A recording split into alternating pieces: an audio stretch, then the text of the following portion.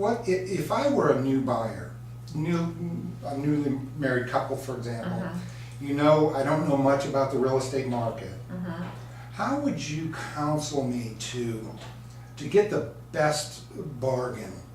Where, you know, would you put me into a structure, or how do you, as they say, concierge somebody to get the best value for the perhaps the limited funds that they have, and it's such a tight market. So, and, you know, it's maybe a wide question for you, but if for example, if it was your daughter, Okay. would you do something different for your daughter as a potential client if she were buying or selling than you would for another client?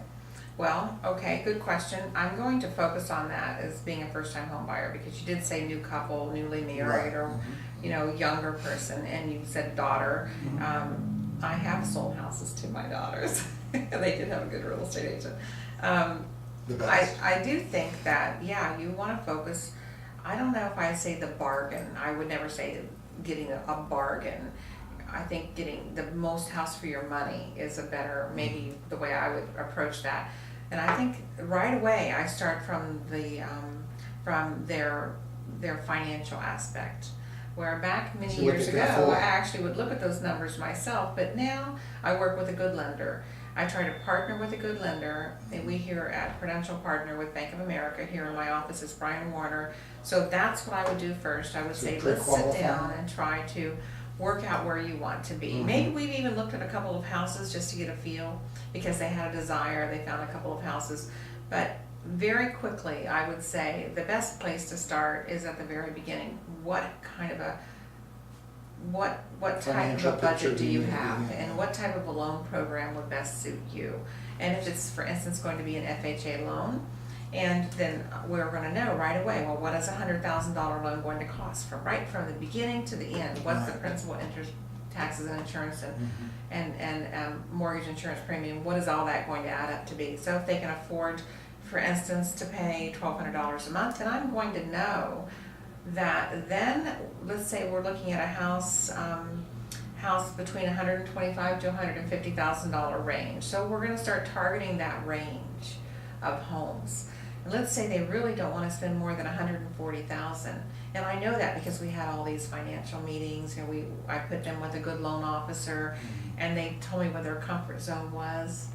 And when I say zone, we have to look at that, because taxes play in there. So I would probably focus on a little above, maybe $5,000-$10,000, and a little below what their target is, and start giving them information depending on where they'd like that house to be or condominium to be, providing them daily information so that they can say, okay, these are the houses I'd like to look at, and then compare.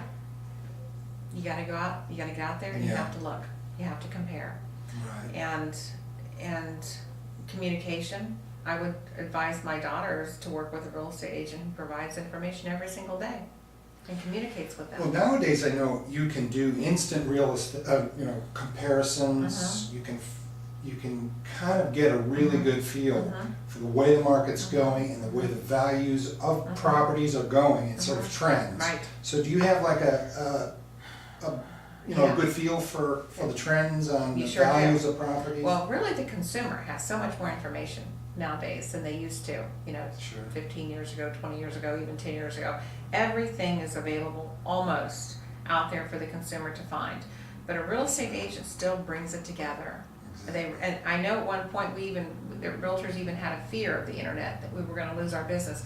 But actually it's made the business better, because now the consumer is more informed. When they come to meet the real estate agent, they almost already know where they want to live. 9 times out of 10, they even know what their house payment is going to be, because they looked at online, payment calculators. Right. They have so much more information when they walk in the door.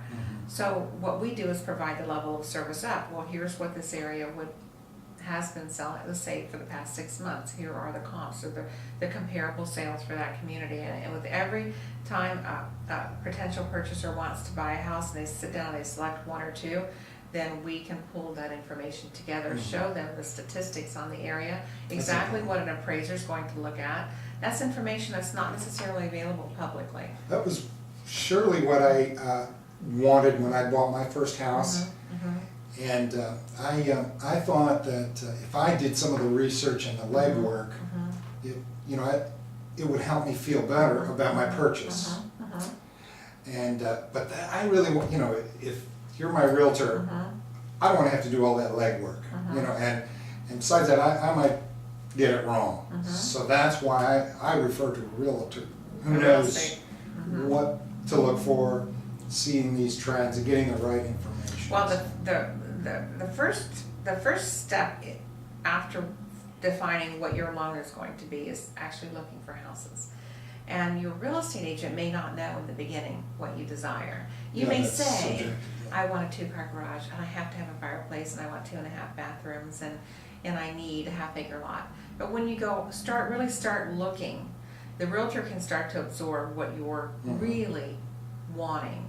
Because maybe you'd give up the half-acre lot to get the 2-car garage and the 2.5 bathrooms and the fireplace. Sounds like it comes with experience. Exactly. It comes with what you're saying. it's a people business. Yeah. And people don't always buy, oddly enough, what they think they're going to buy in the end. Because maybe the street really sold it. Or maybe it was the granite. Maybe it was just the ambiance or the feel of the property. People buy houses with their emotions a lot of times. Another good reason to sit down at the beginning with the loan officer, because then the emotional aspect of it is not there. Only the financial aspect of it.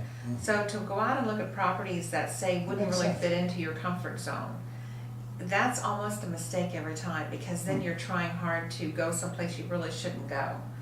It's better to look at a range where you can target the middle of it, look up and down, and see where the best value, or you said bargain, would be for the money that you're willing to spend on a house. Then try to get more and more features. And sometimes the sellers can contribute toward closing costs, and there's all sorts of things that can happen in a transaction. Negotiating, you're talking about? Negotiating aspect of it. Interesting. I think we'll talk some more about that, because that's a great subject. We'll have another segment on negotiating. Oh, okay. That sounds great. Okay. Thank you, Kelly. You're welcome. You're welcome.